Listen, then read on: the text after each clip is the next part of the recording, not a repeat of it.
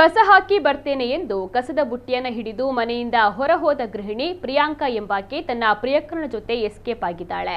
ಇದೀಗ ನಾಪತ್ತೆಯಾದ ಪತ್ನಿಯನ್ನ ಹುಡುಕಿಕೊಡಿ ಎಂದು ಪತಿ ಶರತ್ ಪ್ರಭು ಎಂಬಾತನ ವಿರುದ್ಧ ಬಾಗಲಗುಂಟೆ ಪೊಲೀಸ್ ಠಾಣೆಯ ಮೆಟ್ಟಿಲೇರಿದ್ದಾರೆ. ಶರತ್ ಹಾಗೂ ಪ್ರಿಯಾಂಕಾ ದಂಪತಿಗೆ ಇಬ್ಬರು ಮುದ್ದಾದ ಮಕ್ಕಳಿದ್ದು ಬಾಗಲಗುಂಟೆ ಪ್ರದೇಶದಲ್ಲಿ ವಾಸವಾಗಿದ್ದಾರೆ. ಇದೇ ಏರಿಯಾದಲ್ಲಿ ಕಟ್ಟಿಂಗ್ ಶಾಪ್ ಅನ್ನ ನಡೆಸ್ತಾ ಇದ್ದ ಪ್ರಭು ಎಂಬಾತನ ಜೊತೆಗೆ ಪ್ರಿಯಾಂಕಾಗೆ ಪ್ರೇಮಾಂಕುರವಾಗಿದ್ದು ಗುಟ್ಟಾಗಿ ಇಬ್ಬರು ಲಲ್ಲೆಯನ್ನ ಹೊಡಿತಾ ಇದ್ರು. ಈ ವಿಚಾರ ಶರತ್ಗೆ ಗೊತ್ತಾಗಿ ಗಲಾಟೆಯೇ ನಡೆದಿತ್ತು.